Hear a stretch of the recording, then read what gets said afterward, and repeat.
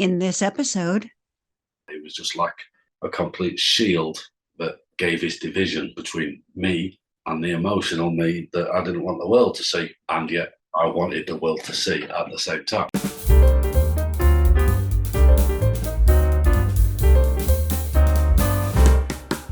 well, hello there. I'm Cool Gray, and this is Cool Gray in Studio A. Welcome back to the podcast. We are in episode 15. This thing is just moving right along. I'm very glad you've joined me again. If you happen to be joining me for the first time, I do hope that you'll find me on your favorite podcast platform or find the video version on my YouTube channel. All the links you need are in the show notes below. Find, follow, keep track of things. We're having interesting conversations with interesting people. We've already had 14 of them. I am not going to do any more business with you right now because I want to get right into this conversation. I had such a great time talking with my guest today. I will introduce you to him in just a moment, and we're going to read some poetry, but we're not allowed to call all of it poetry. So without further delay, here's today's episode. Ryan Cuthbert is an ordinary guy. He lives in the UK and he works as a control room operator on an oil rig in the North Sea. But when you peek behind the curtain, Ryan is really far from ordinary. He's been expressing himself in written rhyme for most of his life, but please don't call him a poet. The internet has come to know him by his nom de plume, Mesentire, and that fellow prefers the term scribbler. Mesentire made his online debut in 2017 with a Facebook page on which he has regularly shared his scribbles. Since then, he's gained a steady following, and today that page boasts 49,000 followers. His second book, To Talk to Yourself is Madness, To Write to Yourself is Therapy, was released in 2022. Ryan prefers the attention be focused on his writing and tends to shy away from the spotlight. In fact, he told me more than once that he wasn't at all sure that he was the sort of person that would make a good podcast guest. But I'm confident we're about to have a fascinating conversation. Ryan, thanks so much for joining me. I'm excited for what's just about to unfold. You're more than welcome. Pleased to meet you. Let's start with your day job. You described it to me as think Homer Simpson, but offshore. And can't imagine. The best way of picturing it is just if you look at that, the start screen of The Simpsons, Homer Simpson sat there, all the screens, all the buttons around him. And that's basically what I do on an oil rig. I can't imagine Homer Simpson writing anything poetic except that he can make the word beer into 5 syllables. So I guess that's an accomplishment. So you're on that rig for a couple of weeks at a time, aren't you? And then you have to travel home. What's that cycle like for you? Yeah, you're out there for 2 weeks at a time, and then you get periodically 2 weeks off, the next time 4 weeks off. Cycle. It's just life's basically on a constant countdown. When you're at home, you're counting down till you go back to work, and when you're at work, you're counting down till when you go back home again. It's two different lives. I imagine so. Yeah, I mean, you're in the middle of the sea for weeks at a time. Is that a comfortable place to be? Are you happy with that existence? Happy's a stretch. Okay. Yeah, I mean, we work with a good group of people, all doing the same thing, and everybody's away from their families at the same time, and we get the job done. I imagine you build some camaraderie along the way there. That is the way it is, yeah. Yeah. But nothing beats the feeling of coming home, obviously. And while you're out there, you do have periods of isolation. But after shift, you're back to your cabin. There's the downtime is spent the majority on your own. But it's I've done it for 10 years now, so it's pretty much just the routine. Is it something you pursued, or did you fall into this career? No, I definitely chased it. So I was doing a similar job onshore for a long time, a control room operator for a chemical production facility that was close to home. So you were still back after the shift in your house every day. Mm-hmm. But for my experience, my educational background, the top of the tree I could get to career-wise was going to be the offshore job. So I pursued it, I chased it, and I was fortunate enough to be in the right place at the right time to land a 6-month temporary job. I got out there, so I gambled everything on that 6-month temporary job, and I'm still there. So, and that was 10 years you've been doing the offshore version of this? Yeah, well, 2012 it was. I was out there, so nearly 11 years now. What was that like during the COVID era? Did that create any particular issues for you being on and offshore and the shifts coming on and off? The biggest change to us was the fact that we were no longer allowed to use public transport. So Hmm. flying trains up and down to Aberdeen, because I live like 600 miles away from Aberdeen where we fly out from. Yeah, so you have quite a commute when you have to go back and forth from your home. Yeah, so the company actually provides us with hire cars, so it was all driving up and down from that point. Wow. And in addition, before we were allowed to travel offshore, each time we had to get a negative COVID test before we were allowed to go out there. COVID did strike while I was out there as well. A number of people tested positive while we were offshore, and there was periods people going into isolation cabins and things like that. But as far as interrupting the work schedule, there was no furlough for us. There was no downtime. You know, it was Yeah, it's not like you could just call in backup and ask someone to cover your shift, I would imagine. no, and you can't just turn the platform off and say wait till it's all passed. You know, we have to keep Mhm. going. So we worked through it, and once you got offshore, it was pretty much like business as usual. So there were certain changes out there. For instance, you know, we had screens up in the canteen in the galley. Yeah. So when you were eating, you had screens around you between you and them. When you were issuing permits, there were screens everywhere. So when you're home, you mentioned that you're always kind of, marking time until you have to head back up and get out onto the rig again. So are you making the most of, or do you plan things ahead of time, or how do you make sure that your work-life balance and your quality of life when your time is your own is maximized? Or do you just hit the pub for 2 weeks and and then get back on the train? Sometimes, I mean, you do try and live the high life. Yeah. You get as much socializing done as you can, catch up with friends and family. When you are at home, everybody else has got normal jobs. So again, there's periods of isolation. So you need something to fill the time because your partner's at work, your families are all at work till the weekends, and you know, Yeah. I'm out walking the dogs and scribbling in my downtime. And Yeah. Do you see this continuing into the foreseeable future, or are you planning to make any adjustments to that lifestyle? I pretty much think I'm setting my ways now. This will be me till retirement, I should think. Hmm. Unless I suddenly sell 1 million books and then things will change dramatically, but that's not going to happen, I don't think. I'm going to do the best that I can do to make you a superstar with this episode, so that you can go on a world tour and bust out of the That'd oil be rig nice, life. that'd be nice. Let's talk about your writing. You tend to correct people whenever they mention that you write poetry, I and I know almost that. did then when you said let's talk about writing. I was scribbling. Don't say poetry. I learned that in our introductory chat. So let's talk about why that is. So I've always had this thing where I've put words on paper. Back in the day, when I was at school, it was real pens, it was real paper, and I'd jot things down as they came to me. And I know it's poetry, I know it is, but 12, 13, 14, 15-year-old male in the playground, he's not somebody who wants to call himself a poet. And when these things were discovered, they were ridiculed. It's the way kids are. So that sort of thing sort of stuck with me. So I am at loggerheads with the words poems, the word Hmm. poetry. It doesn't sit comfortably. If I call them my scribbles, I'm happy with that. So Sentimental scribbles. rather than allowing schoolyard bullies to squash your creative expression, you just put a different label on it. You just rebranded, is basically what you did. Yeah, 100%. Yes. And you've been writing consistently, really, since then. Yeah. I wouldn't say consistently. So I guess biggest periods of creativity comes hand in hand with also the highest moments of turmoil or emotional.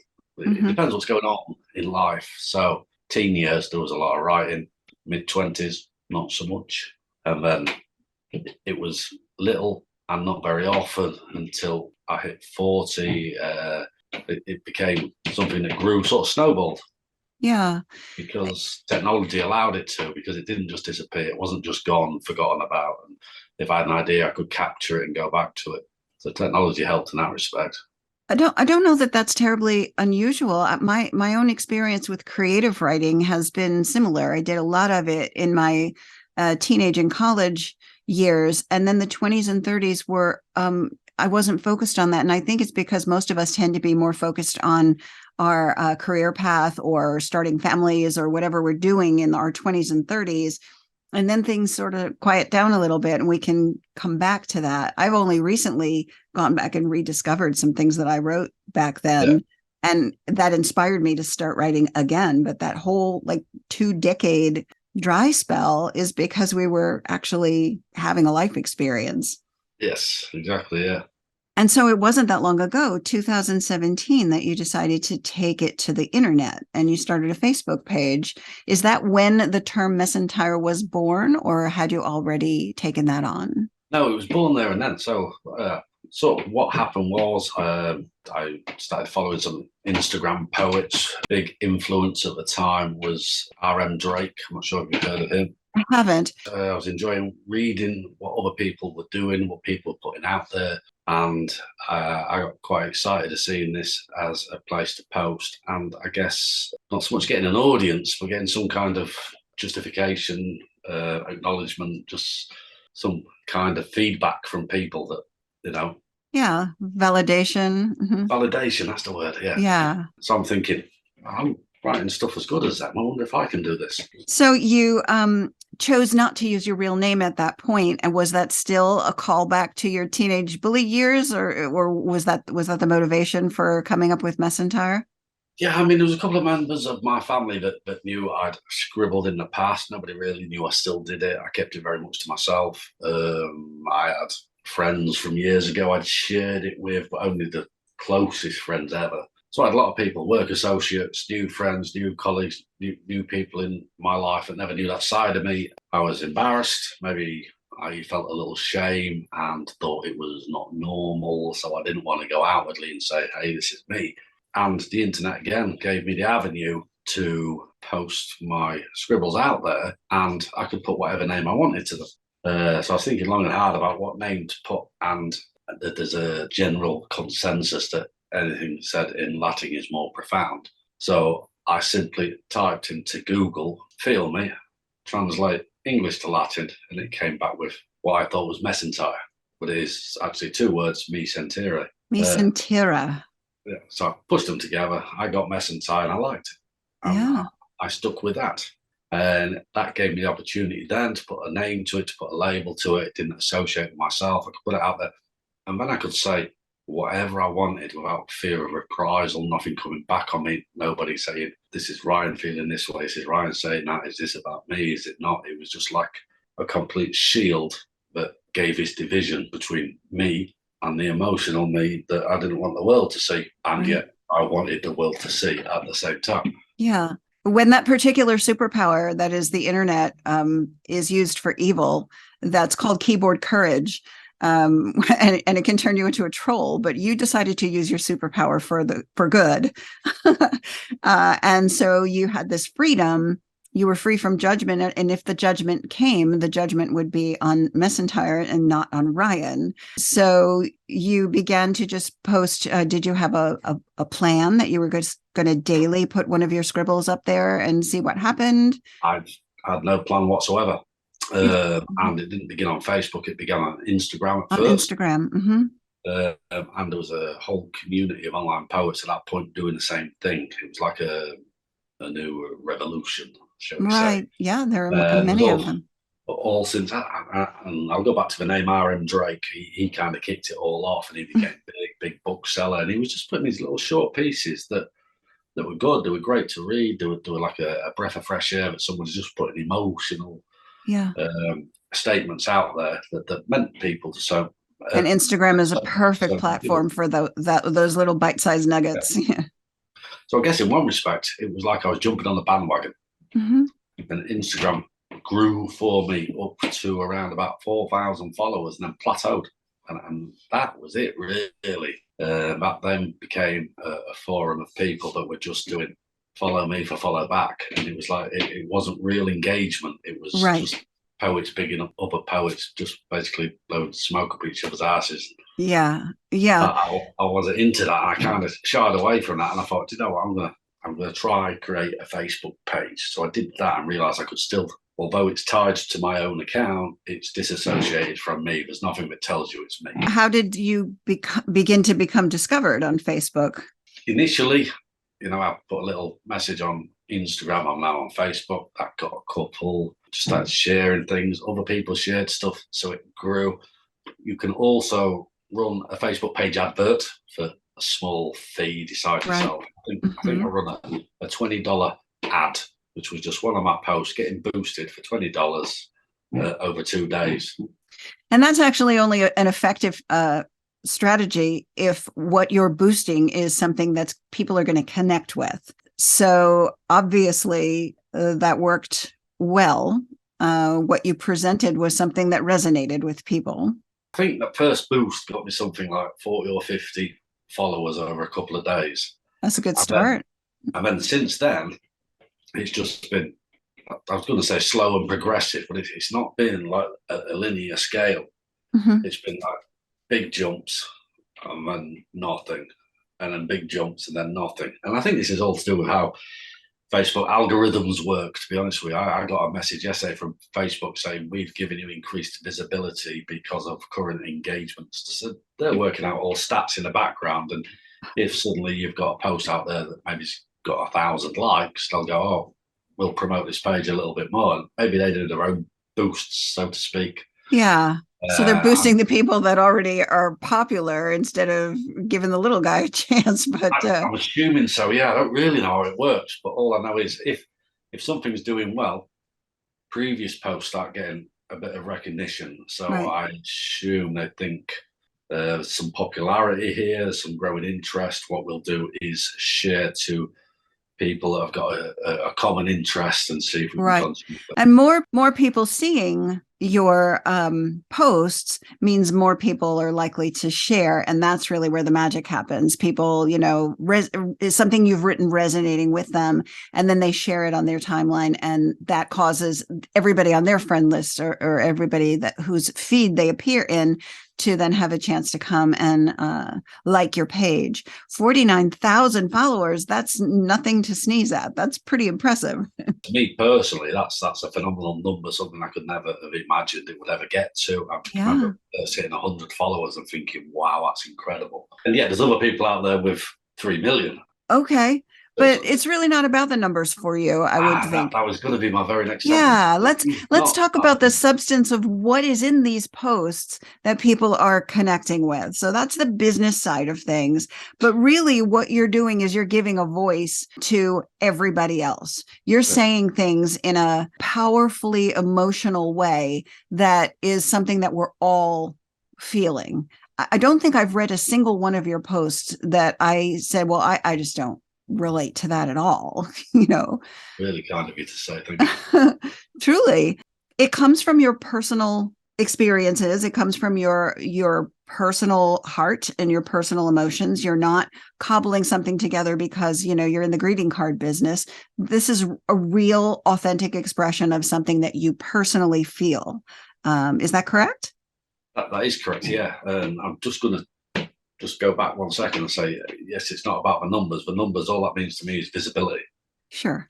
And the visibility means that more people can see what goes out there. And the more people that see, the more people that then have a chance to comment, engage, and give feedback. And it's the feedback side of things that is just, it blows my mind, because I can be going through some kind of emotional turmoil, something going on. And my outlet, which is why I called it To Write to Yourself is Therapy, is just that words spill out. I'll get a couple of lines and pop in my head. I could be deeply worried, concerned, going through one thing or another, and I'll just jot them down in my notepad. And in the next 5 minutes, there's the scribble. It's done. It's written itself. It's not something I do. I don't sit and formulate it, plan it, try and figure out what the subject is, what the topic is, how I'm going to begin it, end it, what the middle's going to look like. It just happens in front of me. Mm-hmm. I put my name at the bottom and I post it there and then. There's no edits, there's no going back, there's no thinking about it for days. It's just a 5-minute process. Amazing. I feel better, and that's it. Simple. And then the feedback also helps in that healing process, I would imagine. And then underneath, when people say, I resonate with this completely, or I really feel this is what I've been going through, or I can't believe someone, I thought I was alone till I read this. And it's just mind blowing to think that being emotionally open and honest in such a way that makes me feel vulnerable to a degree to be on display in that manner. Help somebody else feel less alone, less insecure, more understood. And the more feedback I get like that, the more open it makes me, and the more it's led to me removing the shield and letting people in my real life know, this is me. By the way, I wrote a book. Yeah. So before we start talking about the book, what's striking to me about this is that the nature of your writing, it's very emotional, whether you're talking about grief or heartbreak or joy, whether it's happy or sad. Everything that I have read that you have written is very emotionally impactful. It's raw, it's very real. And you just describing the process that it comes out of you as a complete living, breathing entity. So it's not something that's crafted or molded or edited. It comes out of you the way that it does, and it shows in the finished product. And at the same time, this is something that's like so intimate and so pure, and yet you're behind the screen of this name. And now you're telling me the feedback that you've gotten from your followers has given you permission to take that screen down, and it's opened you up to the possibility of really being more accessible and available and less fearful of interacting in this way. Would you call yourself a shy person? Yes. Yeah. So to be shy. In some respects, yeah.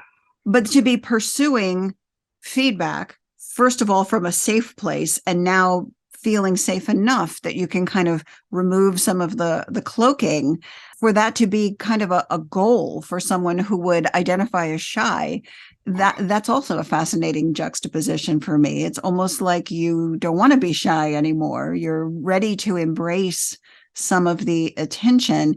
But would you say you still would like it to be attention on the work and not on the person?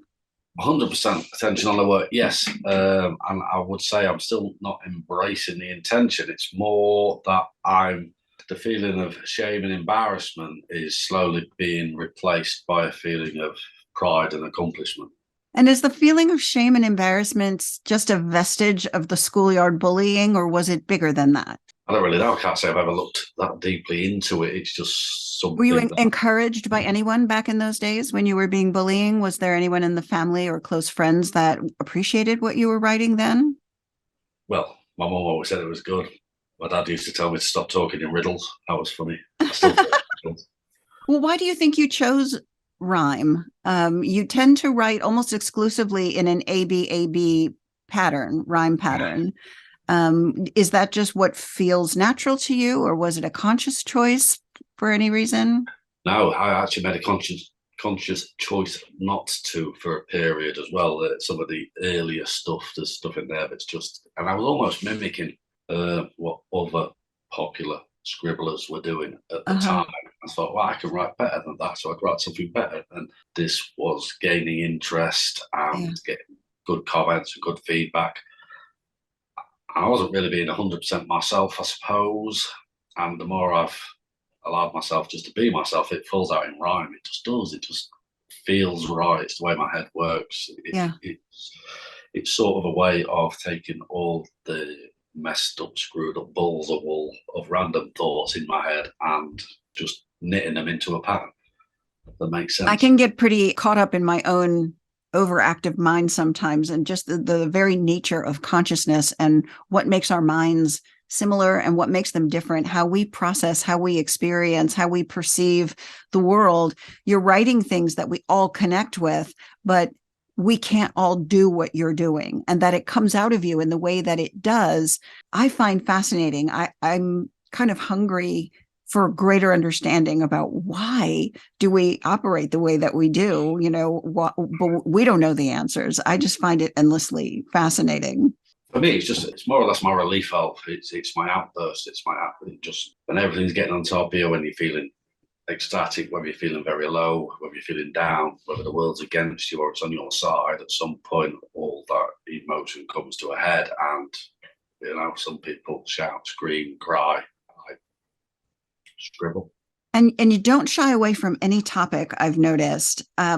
you've talked about, I'm going to ask you to give the quote because I don't want to put the words in your mouth, about why you don't explain the background when someone reads one of your scribbles and they say, well, what was going on in your life when that happened? You talk about what that writing is, and you've compared it to taking a photograph.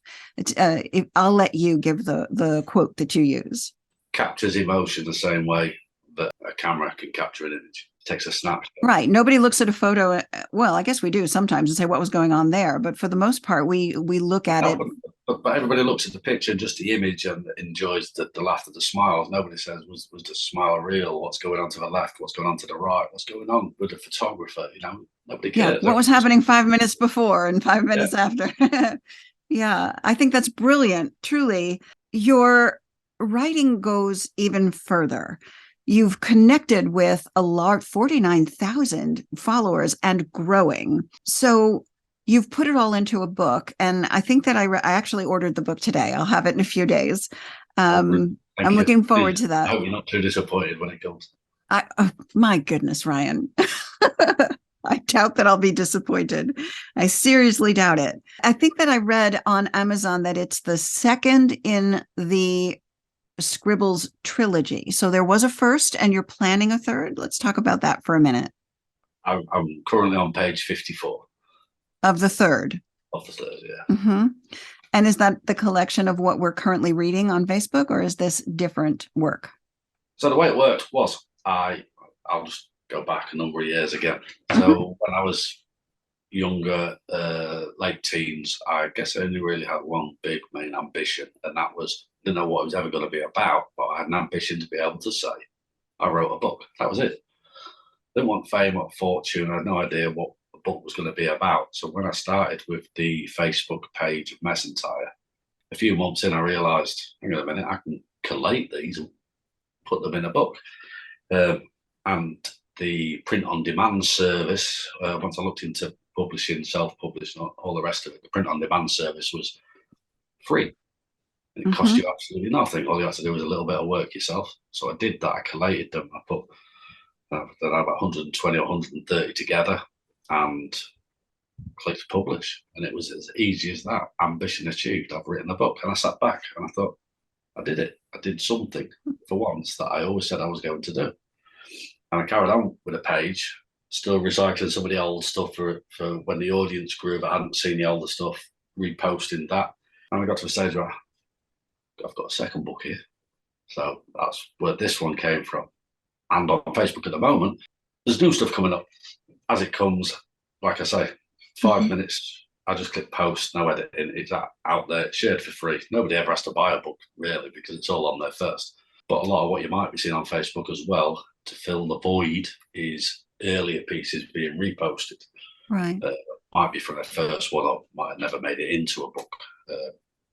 The majority of it is new stuff. Do you write daily?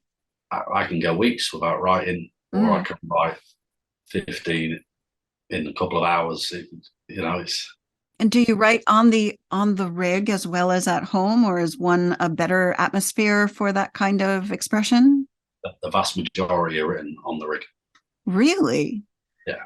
I believe you told me in our introductory conversation that, you've gone from being bullied on the playground for being a male writing in rhyme, using the P word, poetry. Shh, I didn't say that. I use the word bullied loosely. Yeah. I was never a victim of bullying, but I was ridiculed to such a way that they hide it. So yeah, it was the thing to do on the schoolyard playground in those days. Yeah. But I believe you told me that you've actually had some of your coworkers on the oil rig who I imagine all to be, uber male, strapping gentlemen, a little rough around the edges. That's just my stereotypical vision of what guys on an oil rig must be like. They must have smears of grease on their face, every one of them, or something like that. They all must wear overalls, or there's like a Super Mario Brother video or something is what's in my head. But you've told me that you've actually been asked for your autograph on the rig now, and these guys are accepting what you're doing. Yeah, I think there's a few that accept. There's still going to be a few that laugh behind my back about it. I know that as well, and I'm tough enough to accept that. Not everybody's going to like what you do. But yeah, a couple of guys that have found out about it, I didn't. Even though I was revealing myself as the page to more and more people in the real world, I still kept it a bit of a secret on the rig, and then things get out. Word gets out as these things do. Yeah. But it sounds like you're a lot more comfortable now with the notion that it's not going to be everybody's cup of tea, and that's okay. Yeah. I'm still getting there. When people on the rig first found out, there was a period of time where I just stopped posting things because I thought they're looking at my page now.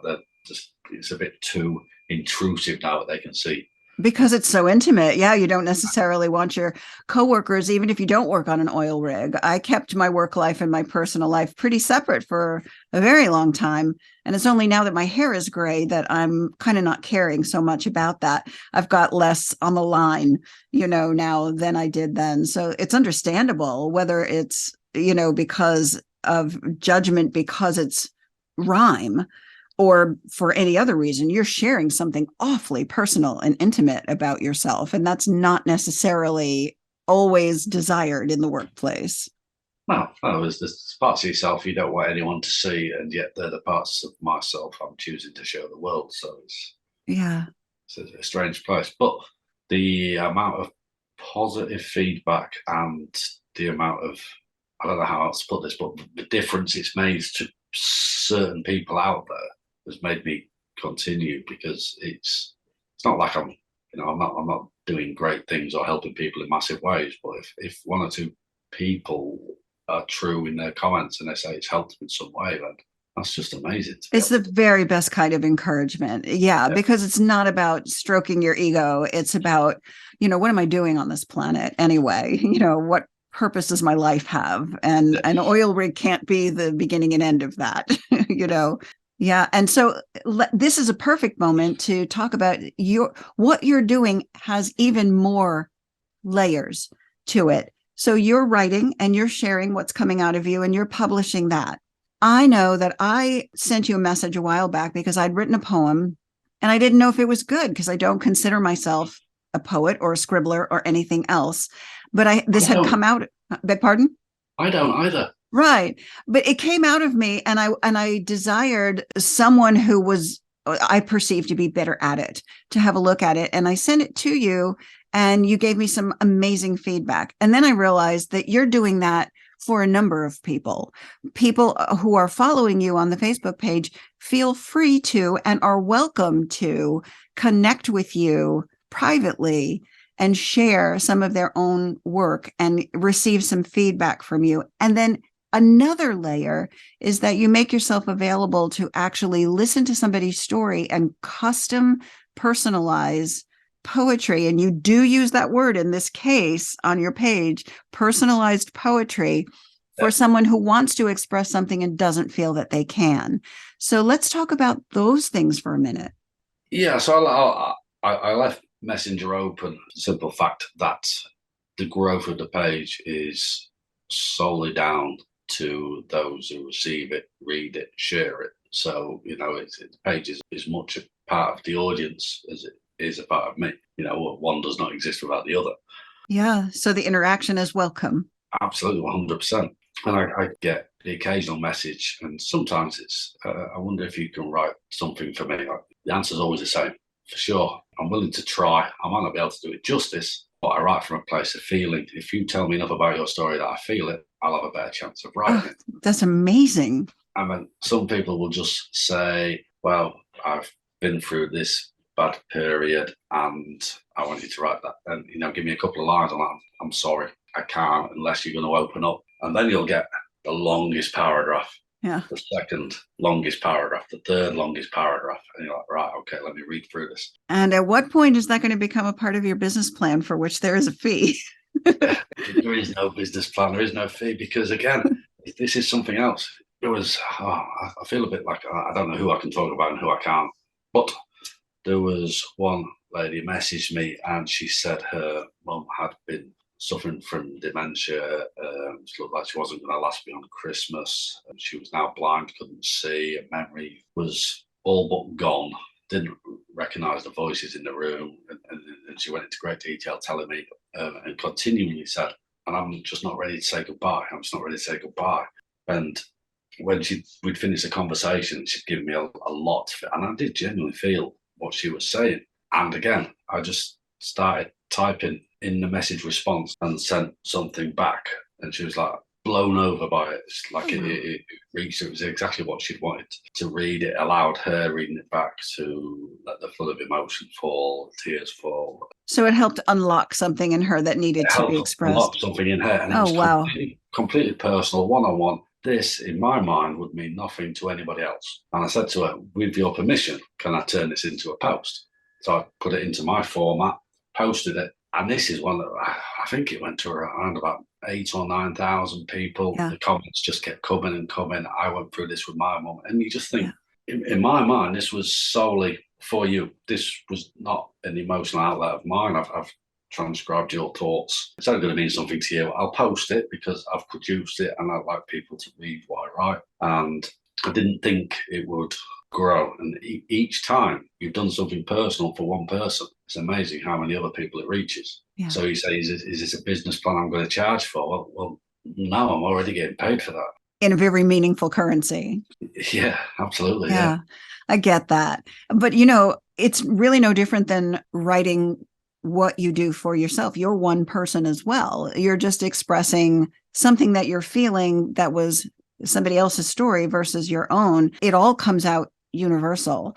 I've been through similar experiences, and I remember that post. I remember the story when you posted it, and it resonated with me too. I've been through some loss recently in my family, and I've been through, in fact, I think it was a grief poem that I sent you that you helped me with, that I'll probably include at the end of this episode in my parting thought. I'd like to read one of mine and one of yours at the end. And the one I wrote was called The Mourning Jar, that you helped me with, and I'll read that one as well. I've never heard that term before either. So I Googled it, I looked right into that. Yeah. It starts in the Bible. Back in those days, people did that. They collected their tears in a little jar, and that was part of the mourning process, a very ritualistic thing. And I used to be a grief counselor, and we used to sort of simulate that. I used to bring a little jar, a little 2-ounce bottle, and I had little crystal beads, little blue beads that looked like tears. And we would, at the very end of our group, we would put our tears in each other's jars because we'd all been through a grief journey together. And that would be a little keepsake to take home as a reminder of the experience. So yeah, that term has been with me for a long time. So yeah, we'll be sharing that one at the end of the episode, but I would love to read one of yours as well. I know you've been sort of making some fours. You've been getting a lot of people asking you to read your own poetry, and you have some trepidation about that, but you're doing it, which I think is wonderful. You do know that even though you don't consider yourself very good at that there's this thing over here in the United States. We have a whole population that are known as Anglophiles. I don't know if you're familiar with the term. And it's basically Americans that are fascinated by UK accents for reasons that I fail to understand. But I'm going to raise my hand and say I'm one of them. I just find it musical and beautiful and sophisticated to listen to, even if it's Cockney or something like that. I've got such a gruff, horrible, nasal, non-accent. But you're the only one that can express your words in the purest form. I'm not sure I agree. There was somebody recently who wrote one. She has a page called Happy Living, and she read one and recorded it, and I posted that, and I thought it sounded wonderful.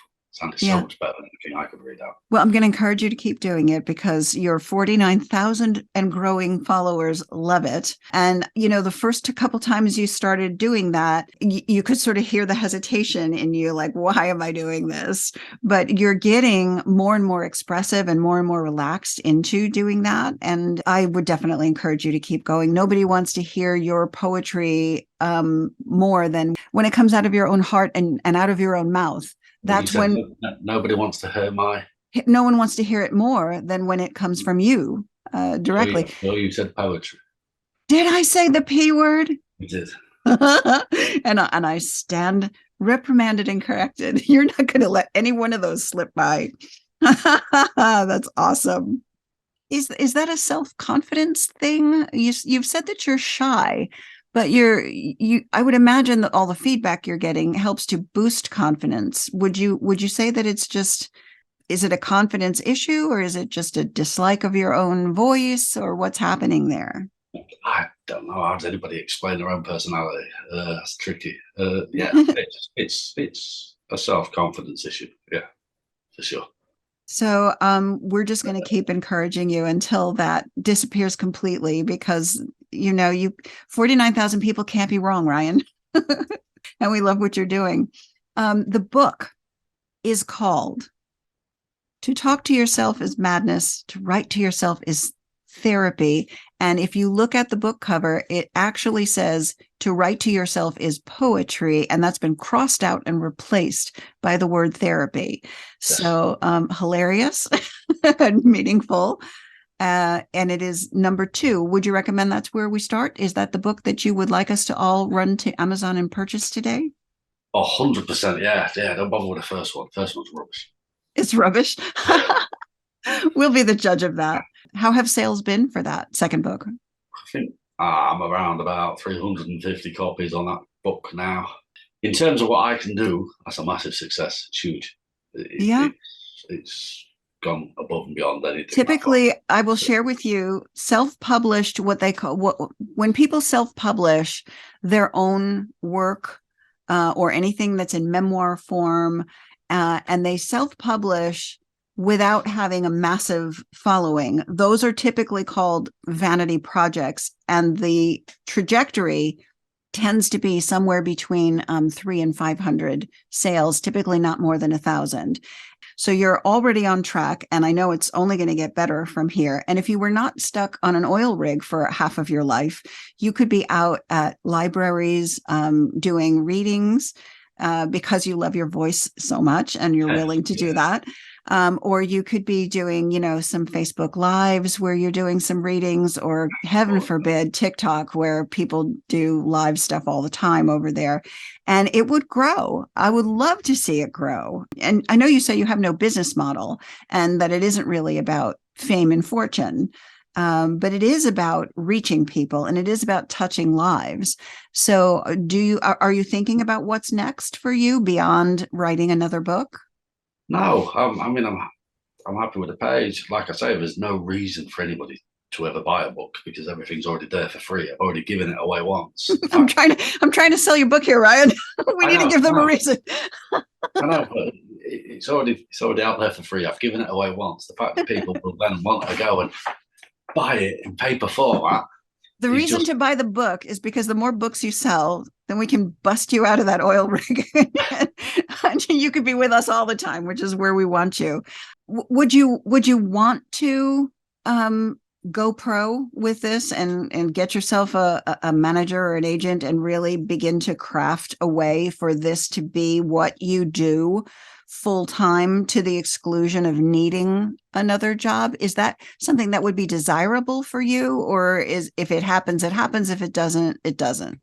But if it happens, it happens. If it doesn't, it doesn't. I still definitely don't think I'm of the level for that to be a true goal to have. I'm still just a scribbler. Your humility is one of my favorite things about you, almost to the point of self-deprecation, but not quite. I'll share something personal with you. When I worked in corporate America, I had, basically like an administrative job. It wasn't anything particularly complicated, but my tendency when using computers is that if the computer doesn't work as fast as my mind does, I'm frustrated. I'm trying to do 7,000 things at once, and then the computer starts to get tied up in its underwear and will lag or something. And I'm running over to the help desk to say, why is my computer not working? And there was a help desk manager one day, years and years ago, who called me something that my husband and I joke about to this day. He said, your problem is that you're an aggressive user. And when you're talking about me and a computer, I understand that, but I would not like to be referred to as an aggressive user anywhere else in the world. But I tend to be entrepreneurial in my thinking. So I look at somebody like you and you remind me so much of a diamond in the rough. And I just want to see what you're doing explode like to the stars and back. And I was like, why aren't you running after this and pursuing this and capitalizing on all of this popularity? And I don't think that it's because of a lack of self-confidence. I do think I hear a little bit of, I don't think I'm good enough. But it does take a very determined effort to then come up with a strategy or to hire somebody to come up with a strategy for you. And it doesn't sound like that's really a priority for you. It's not, no. But to continue to reach people and touch people, see, I need to calm down. You're fine. I'm the one that needs, it's like, Ryan, you need to this and this and this. But no, you need to just keep doing what you're doing, I think. I know, I've done things the other way as well. When you've had messages off people that say, I used to write a little, I don't anymore, I'm very embarrassed. And we go into the whole conversation like we've just had of me going through the same experiences. Mm-hmm. And I've advised them, even created names for a couple, and they've started their own Facebook pages, putting their writings out there. And there's all these other people doing it. So I've managed to influence a few of us to do similar things. So it's almost like a ministry for you, really. It's coming from. It's just so cool to be able to tell people, you don't have to be hidden, mm-hmm. and you don't have to be seen. There's this world where you can just put yourself out there, and it's like a two-way mirror. You can look out, nobody can look in. It's mm-hmm. fascinating. Yeah.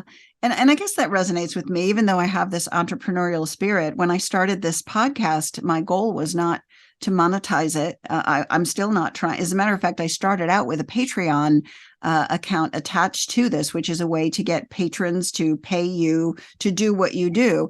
And after my first 6 episodes, I actually shut that down.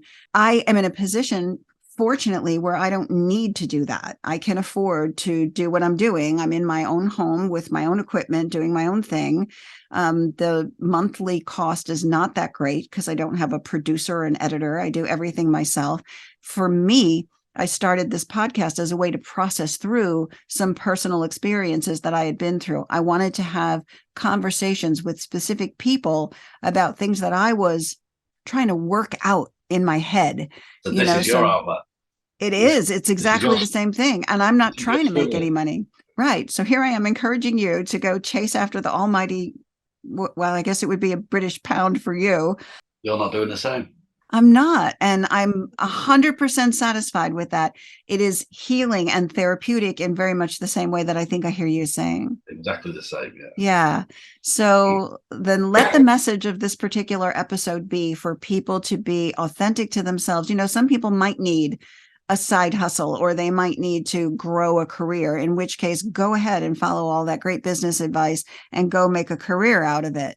But you and I are in a position where that's not the primary objective, in which case follow your heart and be authentic about what you're doing. And I'm free to do that now that my hair is gray, in a way that I wasn't when I had to worry about what my employer might think, or what my pastor might think, or what my family members might think about what I'm talking about. Or, if I choose to use colorful language at any point along the way, well, what if my mom hears this? Well, my mom's one of my biggest fans right now. My mom follows my page as well. So sometimes I know when I post things, I might get a phone call. Is everything okay? Yes, everything's fine. I've just read your latest scribble. Are you all right, my boy? Moms are so good for that kind of thing. Well, I'm glad that we've landed there and I've settled down and I've stopped trying to make you a superstar. I know I mentioned Amazon a moment ago, but where else can people get their hands on your book? Well, because it's self-published through Amazon's own print-on-demand service, it's primarily on Amazon. If you put the title into any bookshop, it should be available. People have even ordered it from Walmart. I will put some links in the show notes so that people can find your link tree, and I'll link directly to it on Amazon. As I said, I've already ordered mine. When can we look forward to book number 3 being published? Do you have a trajectory for that yet? When it's done. When it's done. I guess in fashion with the other 2, I have to be somewhere in the remit of 120, 150 before I can call it a book. Otherwise, it's just a pamphlet. Yes, the more review that we can get, the better off we all are. I'm very grateful that you were willing to come on the podcast. Is it your first podcast experience? Absolutely, yes. Maybe my last. Oh,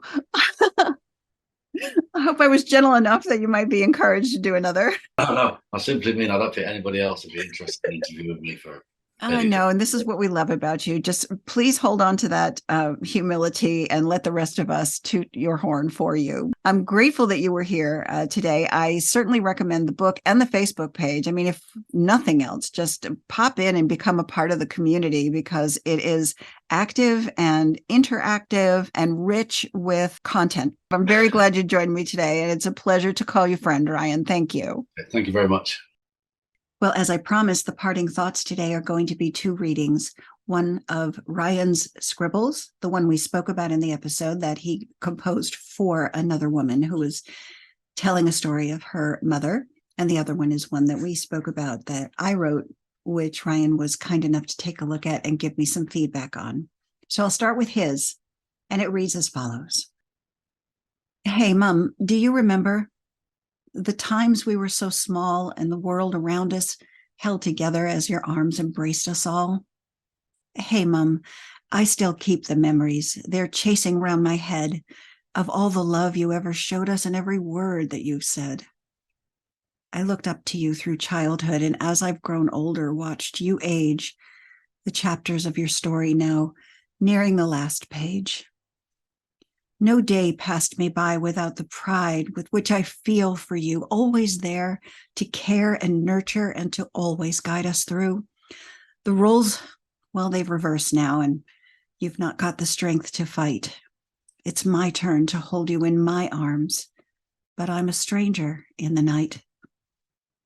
Hey, Mom, do you remember the games we used to play and how we turned to you for comfort against the trials of the day?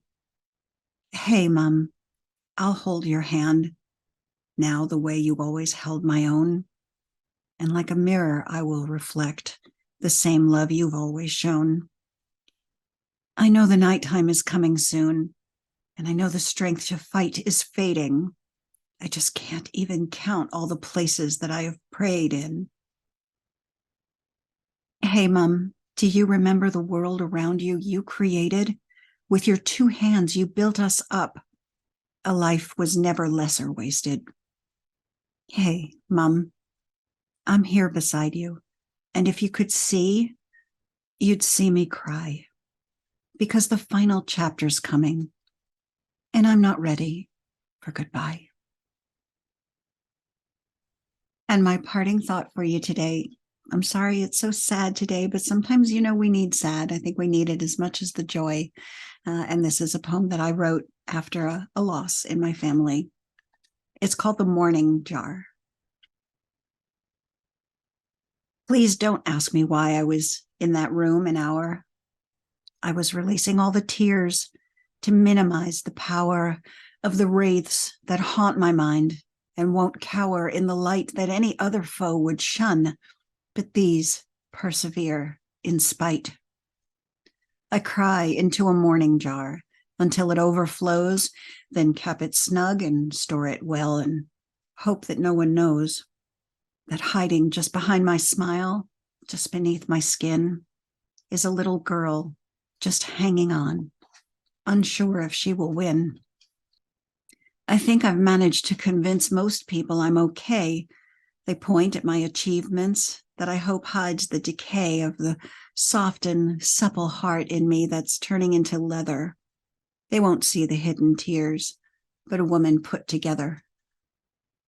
I used to cry when I was sad, where anyone could see, but as I've grown, I've learned to hide the darkest parts of me.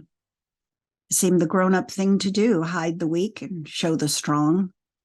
But she's been crying alone inside for what feels like far too long. So please don't ask me why I was in that room an hour. It took that long to stop the flow and to keep from being devoured by the wraiths that keep my soul bound in a prison made of sorrow. My jar is full and safely stowed so I can face tomorrow. I hope you found something to love there, and I hope you'll go and seek out Ryan's page. All the links are in the show notes. And I hope you'll come back in 2 weeks. In our next episode, we'll be talking with Kirsten Petras about dystopia in film and literature. Don't miss that one. Until then, though, I just want to say thanks for listening. Come on back, and I will see you next time. Cool Gray and Studio A is a fine-tuned services production. It exists for entertainment purposes and is not intended to be used as a sole source of information or advice on any subject. Find and follow this podcast at coolgraystudios.com.